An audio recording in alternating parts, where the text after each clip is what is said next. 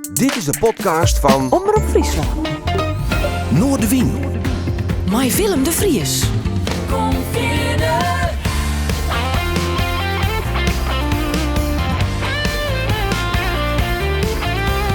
Alles wat te spelen. Omroep Friesland.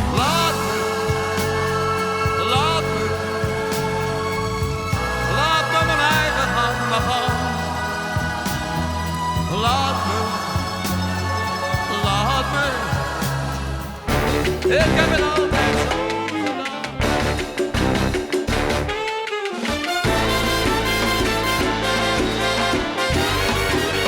Dit is Noordewien.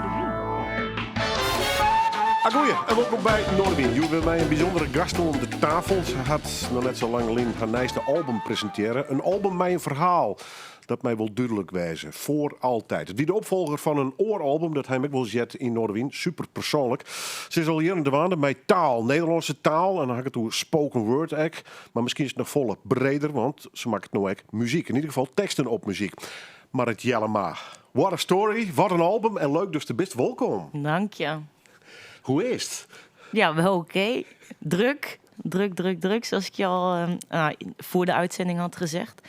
Maar mooie dingen. Ja, dus wel oké.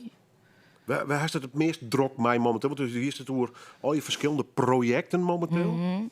Ja, nou die gaan straks van start. Drie wat grotere dingen. Maar nu is het echt nog de afronding van alles. En nog wat drukte met het album, wat interviews. En heel veel administratie die ik heel lang heb laten liggen. Omdat het daar te druk voor was. Dus ook gewoon een beetje saaie dingen. Maar alles even afronden van een periode. Ja. Ik ben bij de presentatie geweest in de Biep hier in Leeuwarden. Dat is 2 Jan houden, een van de familie en een van orenbelangstelden en wat pers erbij om machinaal het album eigenlijk te beharken. Mm-hmm. Vond ik dat belangrijk dat iedereen even met een koptelefoon letterlijk op zit en zonder enige filter die muziek jaren koer? Ja. En de koptelefoon was belangrijk omdat dan komt het gewoon beter binnen. Je hoort de muziek beter. Dus je hoort de verschillende. Er zitten heel veel details in de muziek. Dat heeft Jochem Knoef, Onna Limb is zijn een naam als muzikant. Heeft daar heel veel details in verwerkt. Dus als je dat zonder koptelefoon luistert, dat kan. Het is heel mooi, maar je mist gewoon een aantal details vaak. Dus dat is zonde. Plus het is makkelijker om je dan over te geven in de muziek en in de teksten, omdat je bent afgesloten. Dus als je in een ruimte luistert en ik zet simpelweg een boxje aan, ja, dat is niet zoveel aan. Dus dan gaat een stukje beleving ook weg. En nu konden mensen liggen of wat ze ook maar wilden met die koptelefoon op hun ogen dicht. En dat was gewoon heel fijn. En ook met opzet het integraal afspelen, omdat ik kan ook niet ontsnappen uit de rouw, uit dat proces tussen haakjes waar ik doorheen ga. Dus ik wil de mensen echt helemaal meenemen in wat ik doormaak of door heb gemaakt. En dat kan het best als het gewoon achter elkaar gewoon, dat je er niet aan ontkomt. Ja. Ik hoor vaker muzikanten en dichters en schreeuwers aan tafel die zeggen, dit is wel mijn meest persoonlijke boek of cd worden. Mm-hmm. Maar in dit geval is het wel heel persoonlijk worden. Het was toen Dierenhuis. Toen neemt het zelf alleen een hele rouwproces ten opzichte van die mem. Had eigenlijk in dit album lijn. We komen straks nog wel over de muziek en het album te spreken. Maar dat wie voortdurend wel het idee was hier van dit wil ik naar boeten te vertellen, dit verhaal. Ja, dit moet naar buiten toe, omdat ik had daar heel veel angst voor.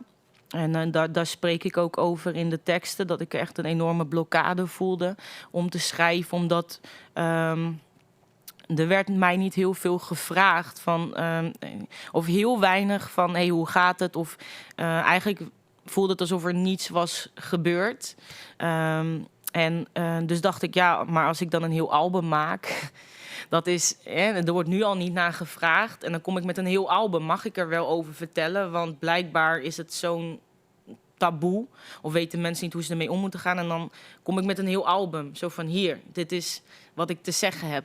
En dat vond ik super eng. En toen op een gegeven moment ging ik knoppen om tijdens een masterclass. Ik had Dorothy Blokland, heet zij, naar Leeuwarden laten komen voor 5 uur een sessie. Dat was heel intensief, maar heel, heel goed. En daarna besefte ik, oké, dit moet naar buiten. Want dit is wat ik te zeggen heb. En dit is het enige waar ik nu over kan schrijven. Want het plan was al om een album te maken. En dat ging steeds niet. Ik kon niet schrijven. Toen dacht ik, ja, maar dat komt ook omdat dit naar buiten moet. Dus dan moet ik het gewoon naar buiten brengen.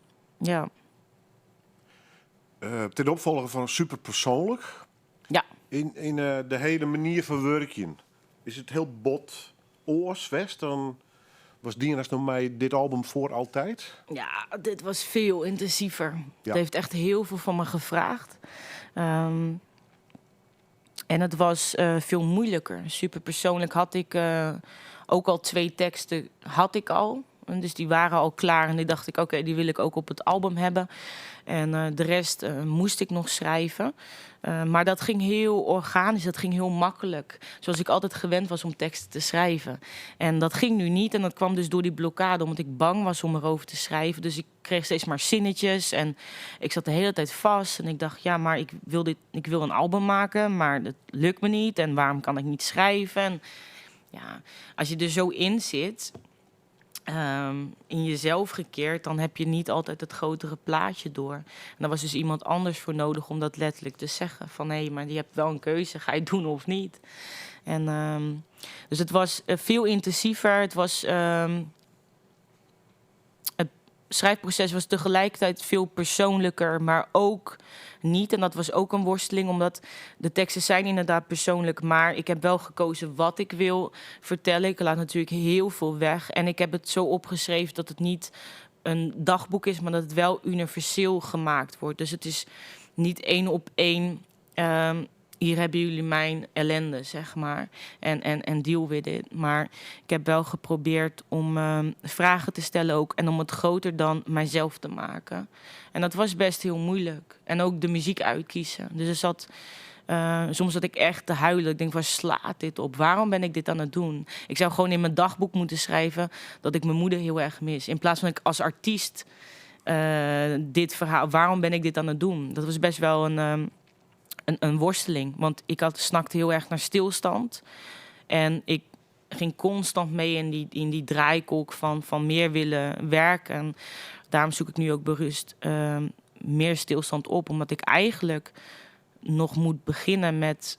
Of beginnen, ik ben natuurlijk wel begonnen, maar stilstaan bij wat is er eigenlijk gebeurd. Ik heb er wel een album over gemaakt als artiest, maar hoe voel ik me als dochter, zeg maar. Dus het zijn wel 2 losse dingen die af en toe best wel met elkaar hebben gebotst. Ja.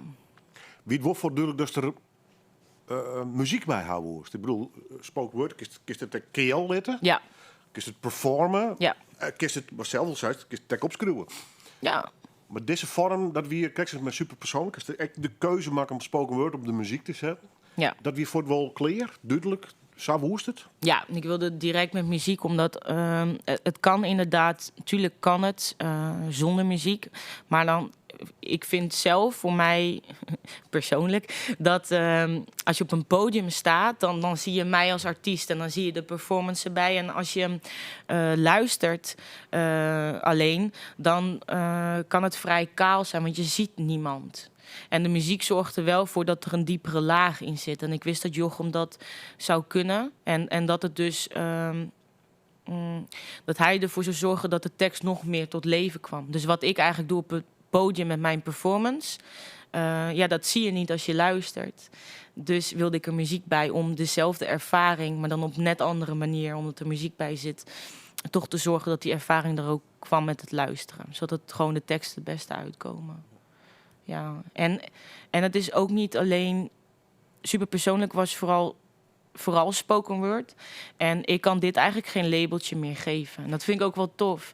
Maar ik kan niet zeggen, oh, dit is spoken word. Ik denk dat het dat ik het gewoon hou op verhalen vertellen op muziek. En dat het een mix is van alles. Het is heel interdisciplinair geworden.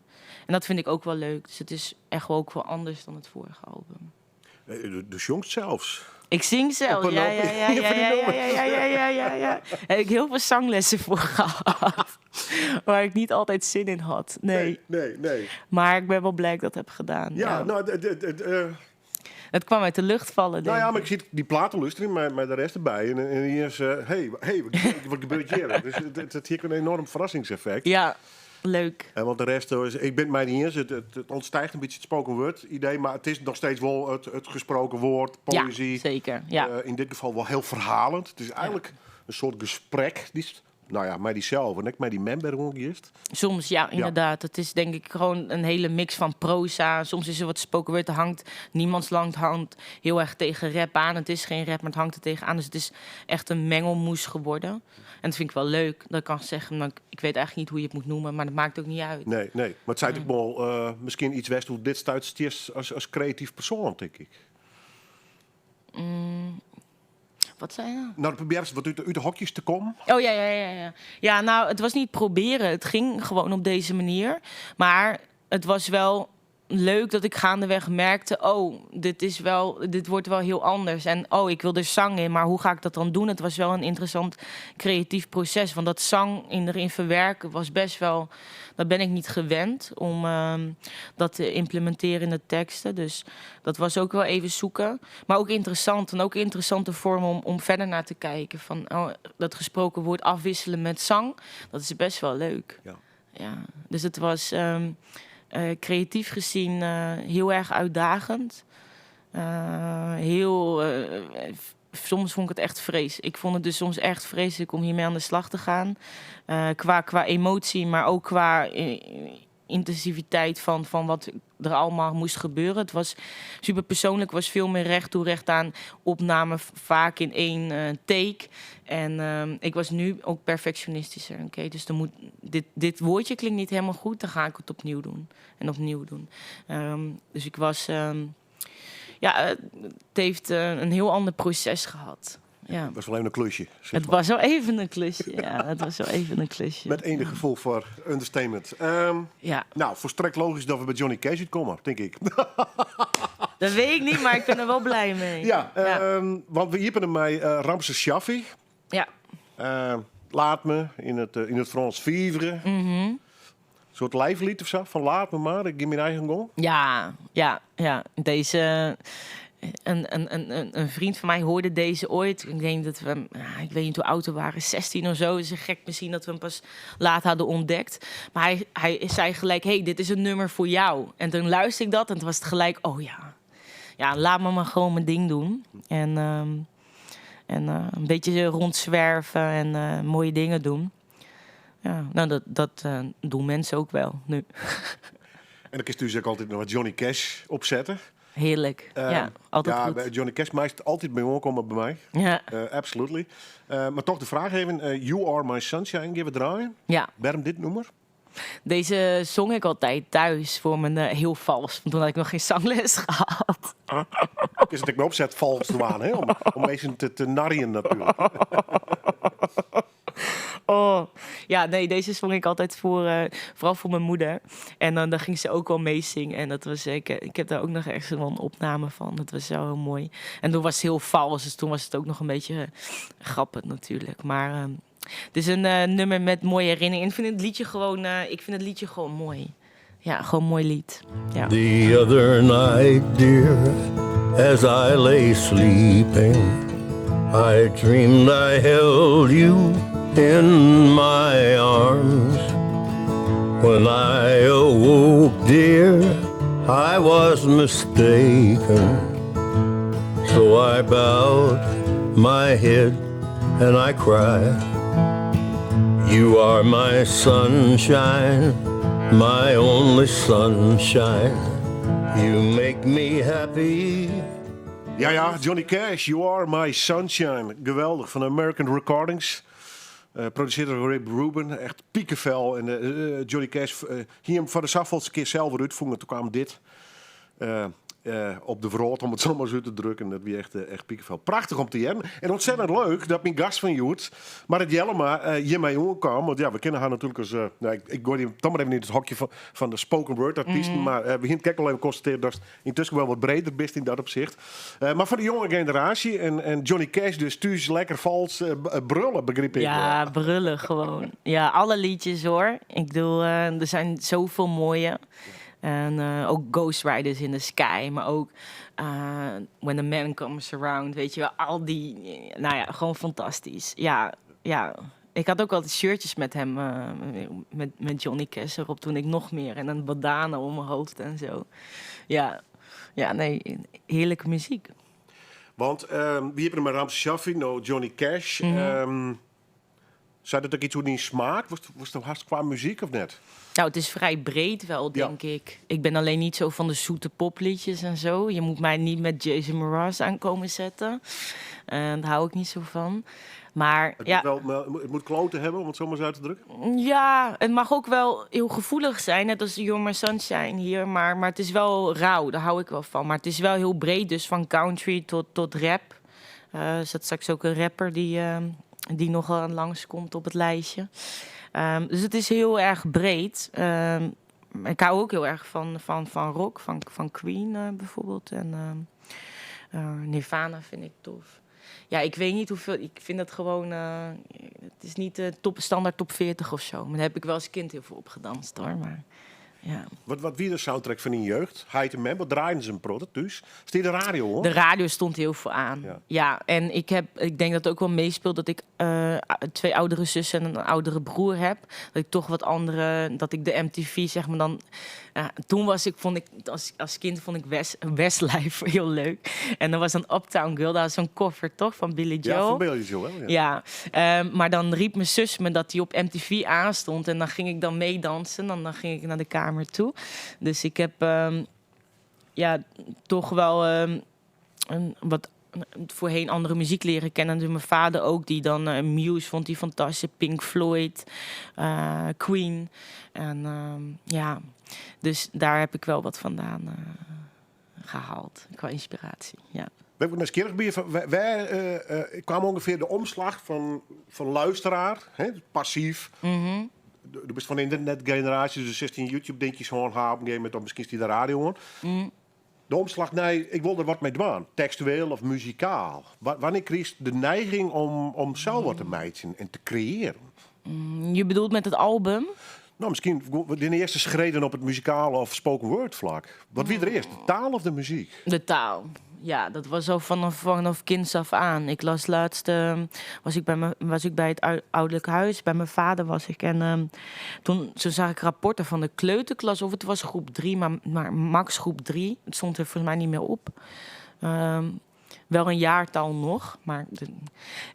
Dat ik al brieven schreef aan de juf en dat die ze dan ging voorlezen. Want ik dacht dat ik in groep 4 begon met schrijven. Maar dat was dus nog iets eerder. Dus ik heb altijd al een fascinatie gehad voor taal.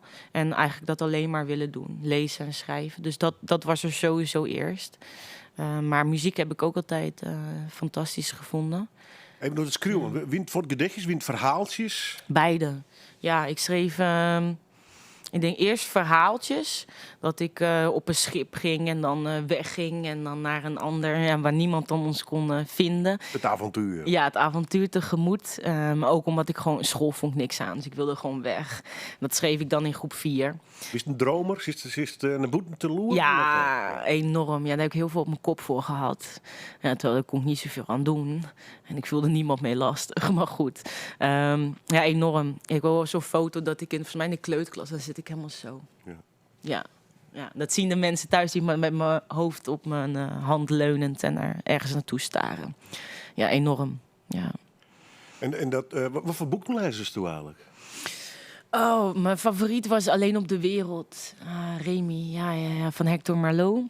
En ik las alle boeken, want ze hadden boeken op de gang staan op de basisschool, maar ook in de klassen. En ik had dan de boekenkast bijvoorbeeld van groep 4 uit. Dat was dan ook een beetje mijn doel. Dan stonden allemaal van die kasten en dan mocht ik naar groep 5 en zeggen, ik heb de boekenkast uit, dus ik mag een... Dat vond ik heel cool van mezelf dan. Ik was stoer. Ja, dat Ik heb de boekenkast uit. ja, ik vond dat heel stoer. Maar het was ook omdat ik zo vaak weg werd gestuurd, uit de klas werd gestuurd, dat ik dan ging ik maar een boek lezen. Want ze gaven me niet een opdracht of zo mee. Maar dan, of als ik wat rustig moest worden, dan werd ik wel eens naar een bank gestuurd. Ze hadden daar ergens een bank staan en dan mocht ik lezen. Dus ik heb daardoor heel veel gelezen. Maar alleen op de wereld, ja, als ik er weer eens was uitgestuurd en die stond op de hal in een boekenkast, dan pakte ik die er weer bij. Want dan voelde ik, ja, Remy en ik had een heel ander verhaal. Maar ik kon me heel erg in hem herkennen. Gewoon het gevoel van het alleen van weer. Ik moest er wel iets te vaak uit. Dus dat was natuurlijk ook niet altijd even leuk. Dus ik heb Alleen op de Wereld, nou, die heb ik sowieso wel 10 keer gelezen toen. Ja, die heb ik nog steeds. Ik heb hem in mijn boekenkast staan. Ja. Bist de Benjamin, denk ik, thuis dan? Ja, ik ben de Zie je daar jongste. naar te denken? Ja, hè, bist de jongste. Ja. Ja. Ja, net hoor, want ik heb een tweelingbroer, maar ja, die is 25 minuten ouder. Dus serieus? Ja. Je hebt dat wel eens apart of nou? Of het is gewoon een tweelingbroer toch wel? Een tweelingbroer, Ja. Ik zo'n lezer en dromer? Nee. Maar hij tekende wel veel. Maar nee, minder. Ik las vooral heel veel. Ik weet eigenlijk niet... We speelden ook gewoon buiten natuurlijk heel veel. Ik weet eigenlijk niet wat hij deed als ik aan het lezen was. Want dan had ik geen weet van de wereld om me heen. Dus dat kan ik je niet zo vertellen. Maar nee, niet zoals ik. Nee. Ja, mooi wel. Goed zo. En dan, ja, op een gegeven moment... het in puberteit was dus wat serieuzer met die teksten en gedichten begonnen te worden of zo. Dus dagboek, papiertjes vol schreeuwen zien je, hè? Maar mij naar buiten op squallen of op weet ik veel, met gezin of met vrienden of vriendjes. Of... Ja, dat was Dat is een heel oud verhaal vaak. Ja, dat was in een periode. 16 stuurde ik wel eens wat in voor een gedichtenwedstrijd.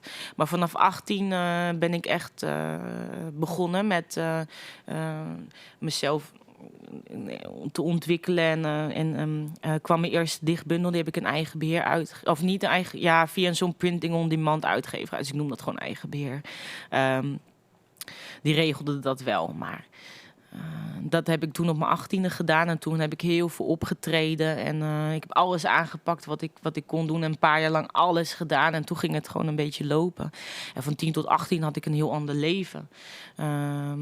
Had ik een dubbel leven, zeg maar. Dus was heel jong, ging het niet zo goed.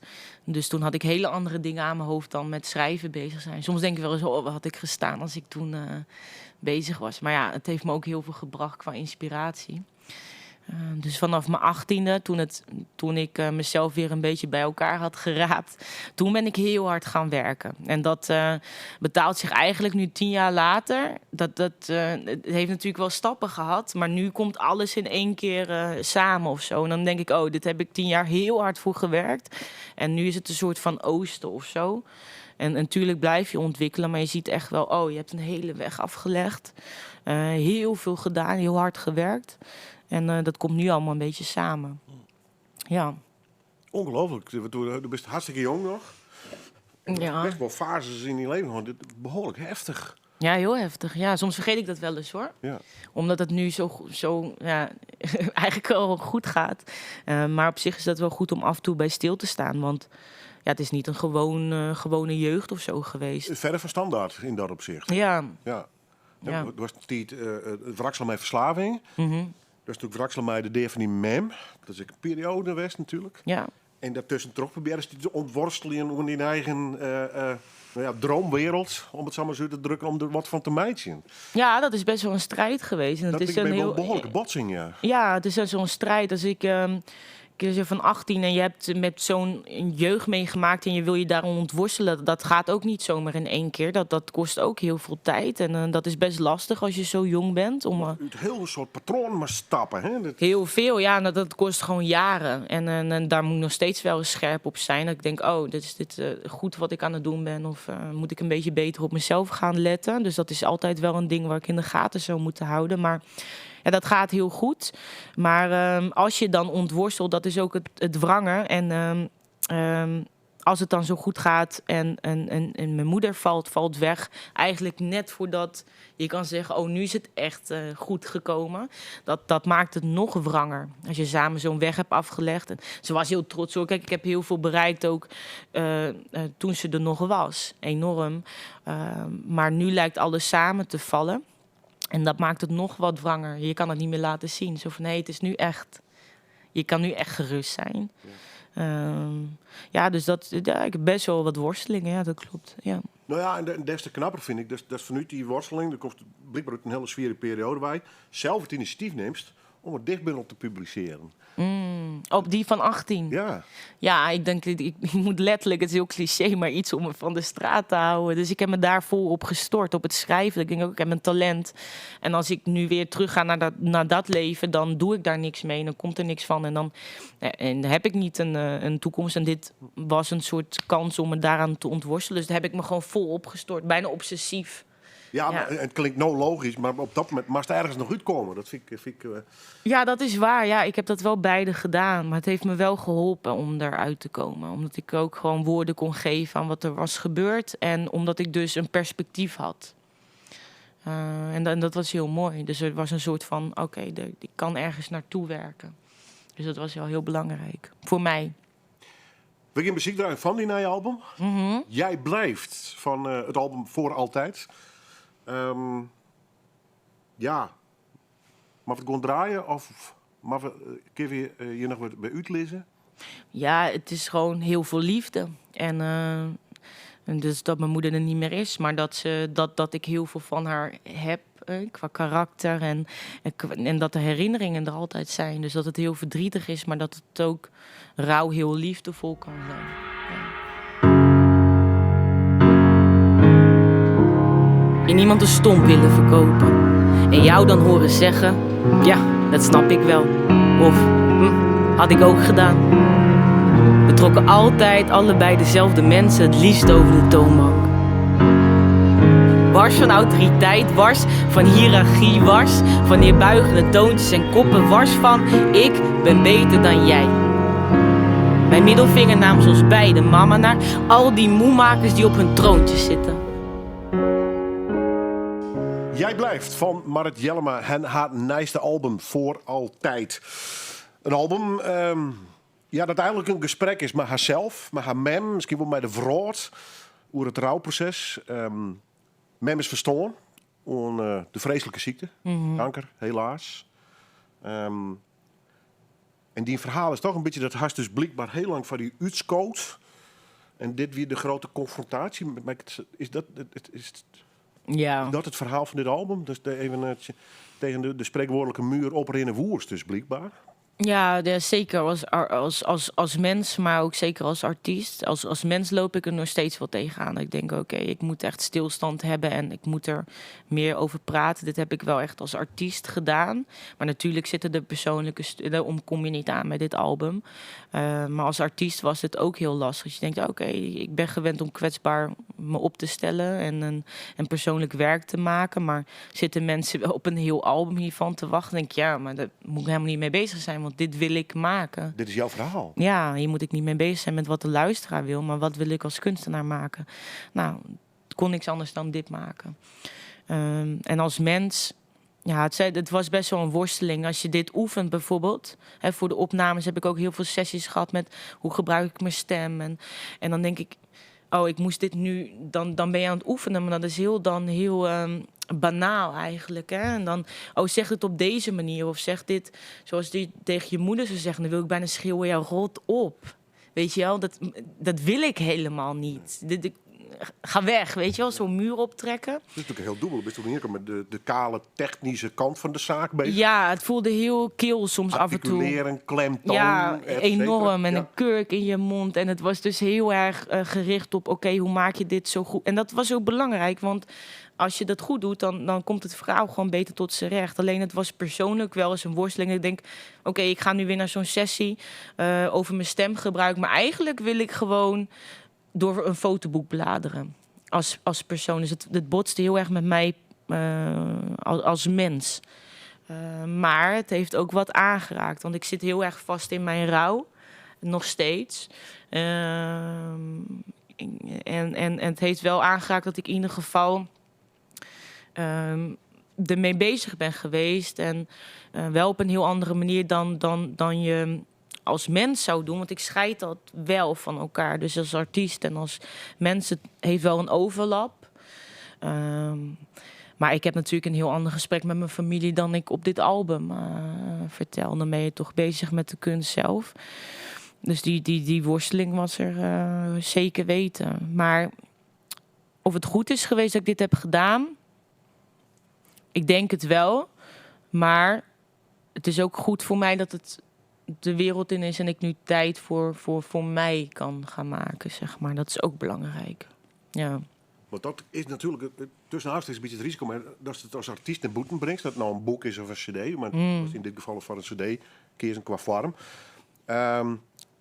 Die andere momenten kiest zelf persoonlijk nog kiezen. Maar ja, nou dat in die openheid kiest elk moment van de dijk is geconfronteerd worden natuurlijk met die rouw weer. Hè? Ja. Is daar net bang voor? Dat, ja, misschien zit ik op mijn je wel een lekker bakje koffie te doen met mijn vriendin of een vriend ergens in een restaurant. En straks komt er iemand op me af. Nee, want Dan ben ik verplicht om daar weer over te praten op het moment dat ik er geen zin in heb. Maar. Nou, als artiest misschien niet, maar als mens altijd wel. Want het is er altijd. Dus ik weet elke dag dat mijn moeder er niet meer is. En ik voel me elke dag verdrietig erom. En tuurlijk ben ik het ook, als ik bezig ben, ben ik het wel kwijt. Dan heb ik afleiding. Maar als iemand er me naar vraagt, vind ik het alleen maar fijn. Want je kan niet iets aanwakkeren of zo, want het is er al. Dus natuurlijk zou ik soms als artiest, want dan praat je er toch op een andere manier over. Want je praat dan over je werk.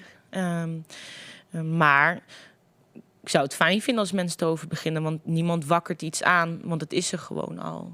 Ja. Ja. Hoe is het album vallen bij die gezinszes, maar het zou maar doen. Ze vonden het heel mooi. En zussen Ja. en Heid.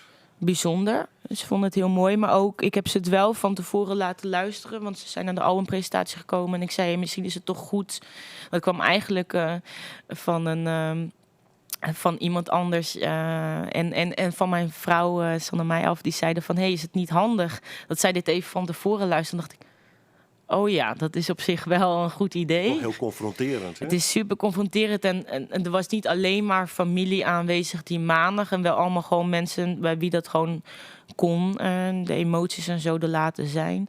Maar ja, het is goed dat ze het zelf hebben geluisterd. En dat het gewoon naar buiten kon komen.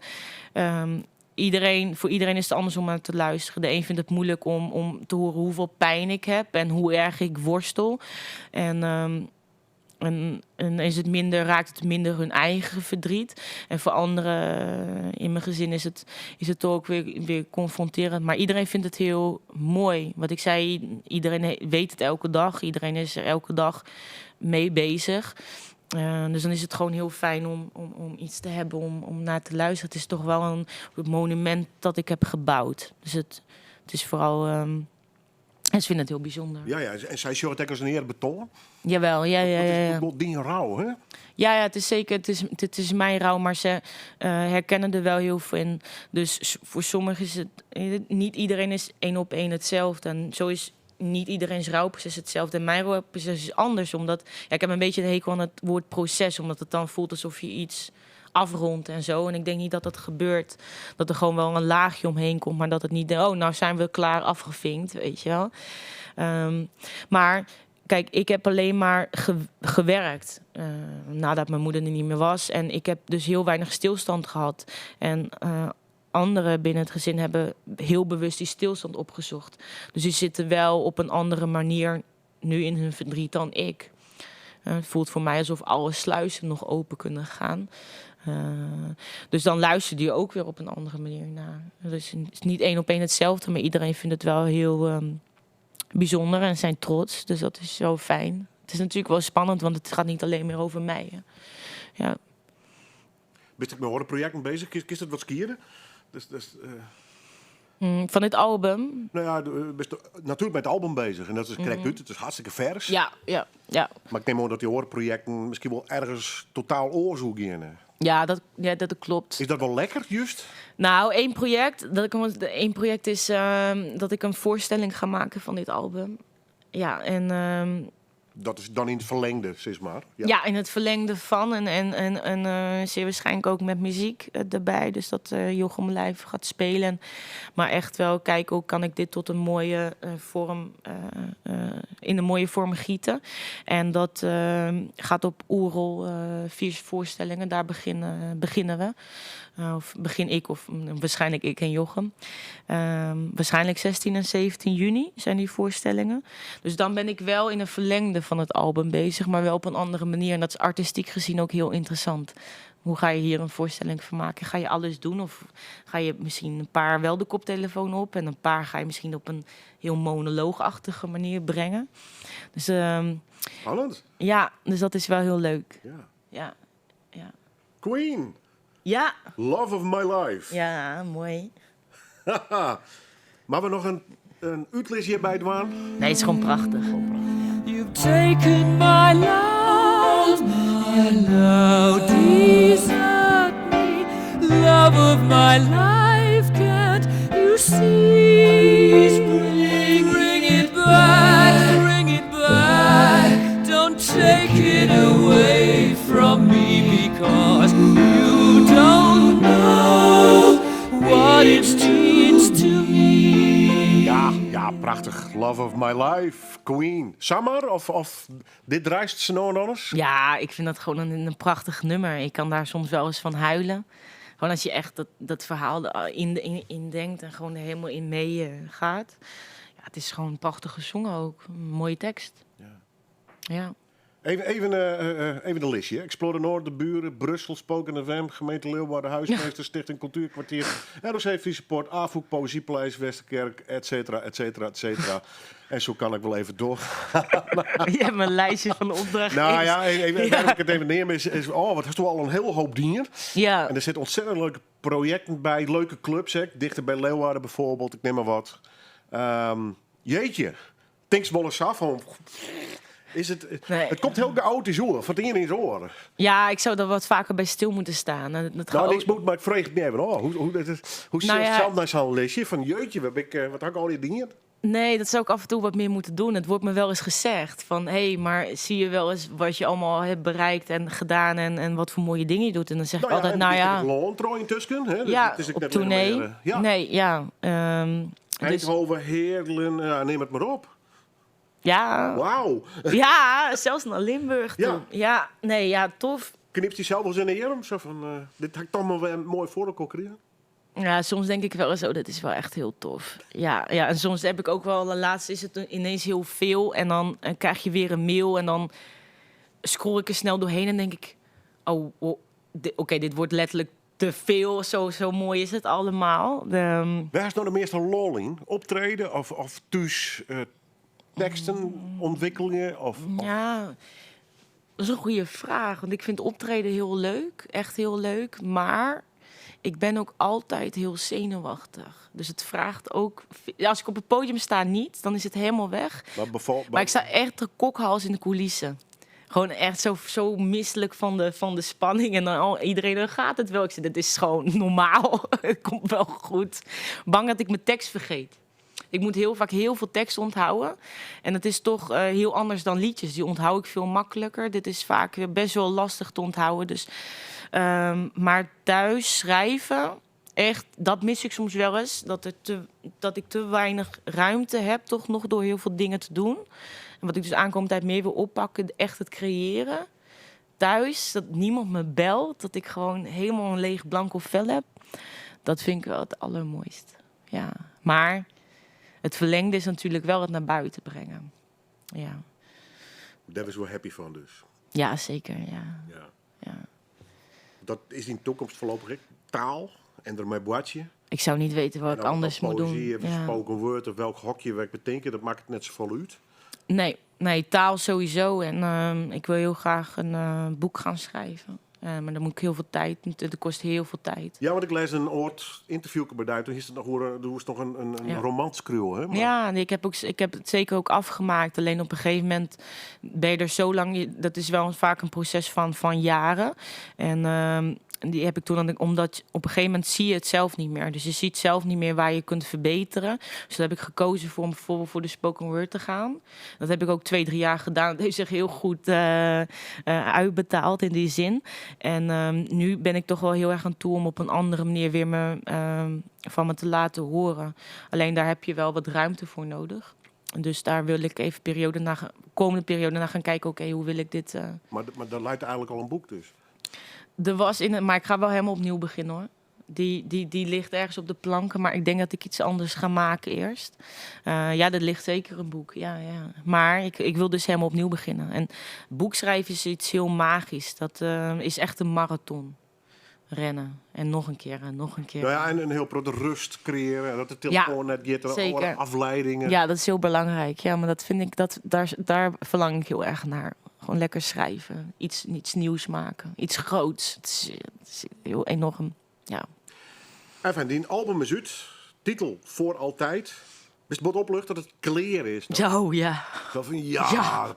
Ja, enorm. presentatie gehad. Je zit op internet nou. Ja. Het is klaar. Ja, daar Er ben komt ik. van alles nog achterom. Ja, zeker. Dat Maar is natuurlijk zo. dat document is er.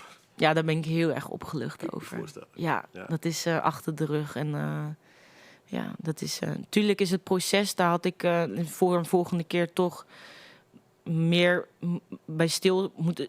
dat je daar ook vooral van geniet.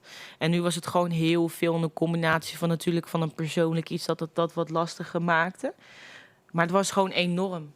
Dus het is wel heel een opluchting dat het ook gewoon eruit is. Dan kan ik ook niet meer bang zijn voor wat er komen gaat, want het is al verschenen, zeg maar. Ja. Nog hier nummer. Typhoon. Ja. Ogen dicht. Why?